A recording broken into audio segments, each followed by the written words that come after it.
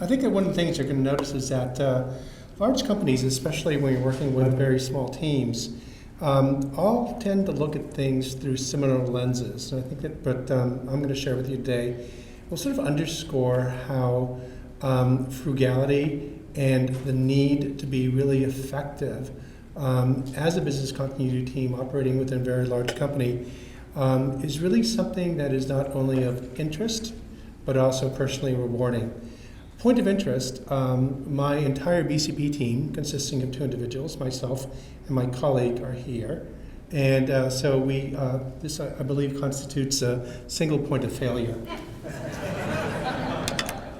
All right, so before I start, just a little bit of background on Gap Inc. We employ about 148,000 people around the world. We have a global fleet of about 4,000 stores, and that includes franchises as well, too. We have 27 HQ facilities. Each facility has its own incident command structure. And I think that setting up an incident command structure is probably one of the best things that you can do to really get your hands around a global company, especially if you're a very small team. We have 17 global distribution centers and hundreds of manufacturing facilities around the world. So that's an awful lot for a very, very small team to manage. But I think we do a really good job of doing that. I think that one of the most important things in terms of building a sustainable and very good business continuity program with a very small team is asking yourself, what do we do? All right, that's got to be really, really key. And I think that what we do at Gap best is that we put ourselves into the service of others. So my little department's team is, we're at your service. And we absolutely mean that, because if anyone comes to us asking for support, asking for assistance on something, trying to understand something, really looking to protect their business organization or their facility or their business entity, we will be at their service. But in order to be at someone's service, you really have to establish a pretty good ironclad direction. And I think that the BCP direction at Gap Inc. Really relies on having a very good, clear, visible mission statement that is in alignment with the company's directions, values, goals, and objectives. Now, what I've learned is that if the company's values are going this way, and if its goals and objectives are going this way, and if your BCP program is going this way, the program's not going to do a very good job of supporting the company, is it? So the two really have to work in synergy with each other to make sure that one supports the other, but more importantly, that you provide and build the value that's required to catapult that company and to push it forward, given their goals and objectives. I think the second thing that needs to happen is that you really need to standardize any kind of documentation that's going to be used within the business continuity program. And on a global scale, this can be a little tricky because cultures tend to be a little bit different, but this is where your advisors really come into play. And once you standardize documentation that is specific to policy and expectation, in other words, if you're going to be supported by corporate BCP, and if I'm going to give you tools and resources to use, I expect for you to do the following with those tools. And oh yes, by the way, I am going to check to make sure that you can demonstrate proficiency on an annual basis via the use of tabletop exercises. So mandate drills, all right? Everyone that has a business continuity program, every location that has an incident command structure is going to participate in a mandated drill or tabletop exercise of the tools and resources that we have given them and of their larger incident command structure against a hypothetical disaster scenario, where all tools must come to bear and they must demonstrate proficiency. And I do hold them accountable. And we pass out 3 grades. One is successful with some issues, and the other one is, we need to take a look at this and talk.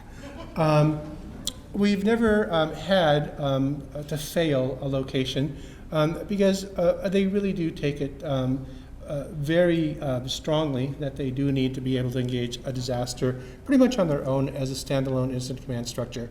Now, one of the things that has really supported us, and this gets back to what Keith spoke about, is building relationships. And one of the relationships that we have is with internal audit. So everything that we do in terms of tabletop exercising is done with internal audit at our side.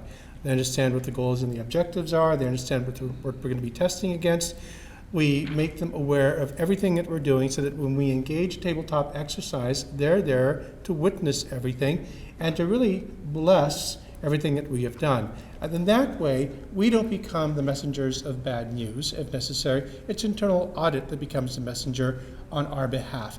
And I think that hearing a message that suggests that there is an opportunity for improvement is far better coming from an impartial arbitrator such as internal audit that can deliver that message on your behalf.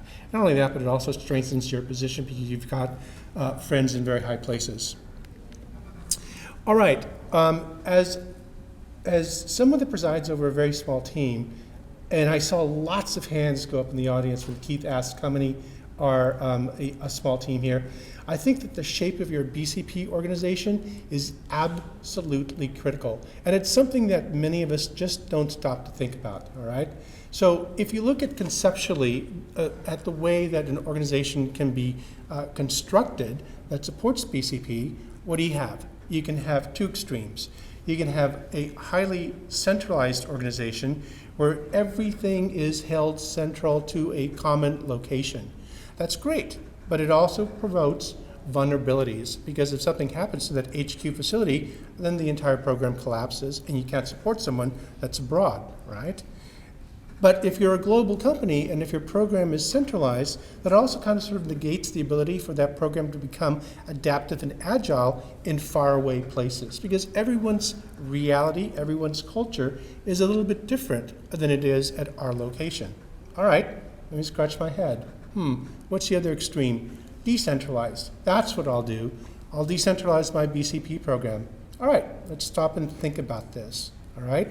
Decentralizing a program spreads the risk out very nicely, but it also lends itself to loss of control, right? Because now you've got everyone in faraway places running their own business continuity program, coming up with their own standards, coming up with their own tools. Some locations have, emergency food supplies.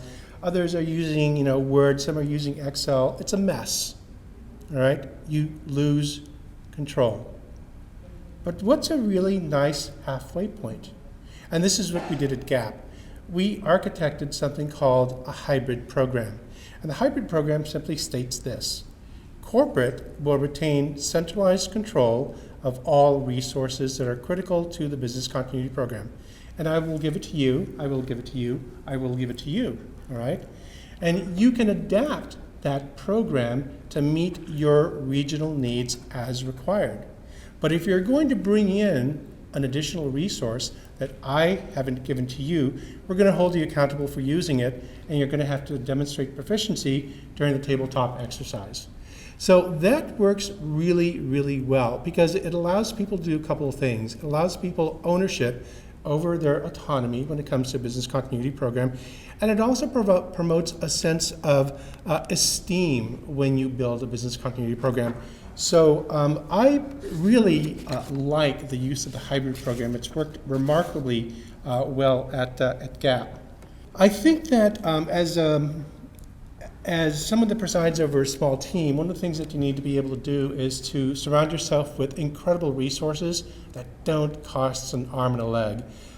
Because, BCP, the fact of the matter is that BCP is seen as what? An insurance policy, right? And how many of you have actually taken the time to read your insurance policy for a car? No one. You pay the premium, right? And when you get a bill in the mail and your premium goes up, you go, what? I'm paying for something that I can't even use, right? But you can actually build some really interesting and very powerful tools and resources without spending a whole lot of money. And one of the things that we did at GAP Inc. is that we leveraged the ability to understand exactly what is happening at any one of our locations through the use of Google Earth. Google Earth is free. You download it onto your PC. And then we began to spider out throughout the organization, and this gets back to what I call the use of ubiquitous organizations and or groups within the company. One of them in this case being corporate real estate. And we discovered that corporate real estate actually geocodes all store facilities for Gap Inc. around the world. I can use that. So I got that. I ended up using other overlays, like from NOAA, the USGS wildfires, weather, radiation levels. We found an overlay during the earthquake in Sendai in the aftermath of the failure of the Fukushima nuclear power plant. And that was really, really powerful for us because it helped put a face on the reality and its potential impact on our HQ facility in Tokyo. So you can build a lot of really interesting, very powerful tools by not spending a whole lot of money, but it requires that you go out and start interacting with people that hold the resources that are of interest to you. Human resources, PeopleSoft information, real estate, location of your facilities, IT, location of, all of the critical IT nodes, transportation and logistics, transportation hubs, things like that, okay? And then there's a plethora of stuff that you can collect free off the web. Now, correctly done, I think that this is the sort of thing that lends itself really well to one of the tenets of organizational resiliency, which is perpetual vigilance. Being able to look over the horizon at any point in time and say, uh-oh, what's that coming towards me? And what does that risk potentially mean to me, and is there a potential impact? And then being able to go back to the tools that you've amassed to take a look at whether or not it's going to be something that you need to worry about. I think that when you're building an organization with a small team, you really have to ask yourself where the best place to start is. And I think that establishing a very short chain of command to your executive leader is one of the best things that you can do. Because when you have that person's ear, you have got the attention of the entire organization behind you. I consider myself very blessed because my chain of command to Sabrina Simmons, who is our CFO, consists of 2 individuals, that's it. And I can get to Sabrina. Sabrina sees me in the cafeteria, she comes up to me and says, "Are we cool today?" It's like, yeah, she'll give me a hug. And it's really kind of sort of cool, when you establish those working relationships. And then I also talked a little bit about building relationships with what I might consider and name the most ubiquitous parts of the organization. ERHR, loss prevention if you're in retail. These can be amazingly powerful resources that can be an extension of the business continuity program, because once you train these people, now you don't have to rely on scouring sources of information. Now you can actually take a look at what they are sharing with you in terms of what is happening out there. All right. I want to shift a little bit to leadership, because I think that leadership in a small team is really, really important. So as a leader, your responsibility is to do a couple of things here, okay? Your responsibility is to talk about risks and hazards and mitigating strategies. And that can be something tacitly interesting, but most of the time, people really don't want to listen to that. But I think that the inflection point becomes where you can build value given the work that you're doing in support of business continuity to support the organization's value, its strategic direction, some of the things that are important out there, and also the stakeholders that you're working with. If you can bring value back to them, now you've got their attention as a leader. So, there have been all sorts of studies done about, effective leadership and what makes a good leader, and what are the attributes of a good charisma? Okay, yes, okay. But in all the studies that have been done, I think the biggest single attribute of an effective leader is authenticity. Hey, you know what? I really don't know what you're talking about, but let me go research that for you. Right? You're building trust. Right? So it's okay not to know stuff. Maslow talked a little bit about Maslow's hierarchy of needs. And when I interact with someone for the first time, I ask myself, where are they on the hierarchy of needs? What are they looking for? Are they looking for self-actualization? Are they looking for esteem? What's their personal driver? That sounds really complicated, but it's really sort of easy when you size someone up like this. Something else that I use is this notion of personal power, right? And so there are 5 sources of personal power. You can read them up there on the PowerPoint. I like using reward, right? I do not like using coercive or, what's the other one? Punitive, right? Because that doesn't get you very far.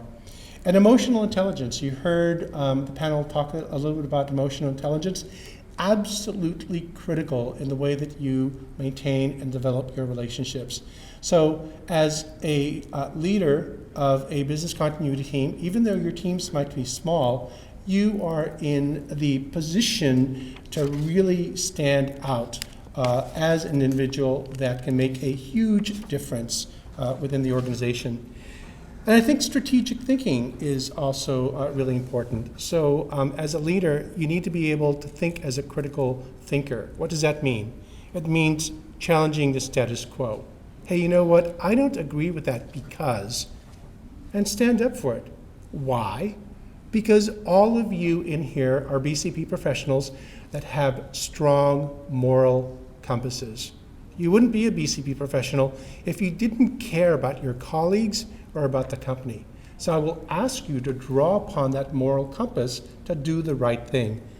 Be strategic in your thinking and educate. Now, educate for me is a really powerful word because a lot of people think that educate means banging something into someone's head. Ironically, the word educate comes from the Latin word educar. And educar literally means to draw the very best out of someone. So when you educate someone, anyone that you meet, right, as the leader of your respective business continuity programs, you're drawing the very best from them in support of where you want to take the program, okay? Modeled behavior. I think that there are tremendous opportunities for modeling behavior and doing what's right out there. And create rewards. Celebrate the small items. You don't have to wait for, a Superstorm Sandy to hit. Take a look at the small contributions that are being made and celebrate those. Go back to the organization and ask yourself, what can I do to acknowledge this individual? And remain committed. Remain, supportive of perseverance and create common goals that everyone can be a part of. I think that a leader also creates opportunities. So you need to find clarity. You need to be able to have tough conversations with individuals. You need to model courage and never, ever forget to exploit a crisis. Okay? That sounds terribly nasty, right? But the fact of the matter is that exploiting a crisis allows you to underscore the things that you did in support of the company's values. What's important to the company? We value the fact that we took care of every single employee and that we supported them in the aftermath of Superstorm Sandy. Put that out on your corporate website and see how much more attention your program will get. So, I talked a little bit about the program that we run at GAP Inc. And, business continuity started off as disaster recovery. It was IT-centric. Yeah, okay, so I get my PC back up, but there's no one around to use it. And then we came up with the notion of business resumption where you had to fail before, starting up the company. And then someone got smart and said, why are we doing that? And then there's business continuity where someone said, let's build mitigating strategies into place so that we don't have to fail. And now there is a movement towards a culture of organizational resiliency that is far more holistic and where you are taking a look at the organization through a lens that says, I need to make everyone a part of the solution. And when you start to do that as a leader of a small BCP program, you will develop an amazing following. Now, I'm going to wrap up by talking about stone soup. How many remember the parable of stone soup? Right? Fun little parable. Guy makes this delicious, yummy soup out of stone, but little do the people that are helping him out realize that they're contributing. They're part of the solution, right? So as practitioners of a small program, your job is similar to that of that wanderer, that traveler, that had nothing more than a stone in his pocket, but that convinced people that participating in making an amazing meal was going to be easier and far tastier if he had a carrot or some cream or a little bit of meat. And at the very end, that's exactly what they ended up with. And they all shared in the feast.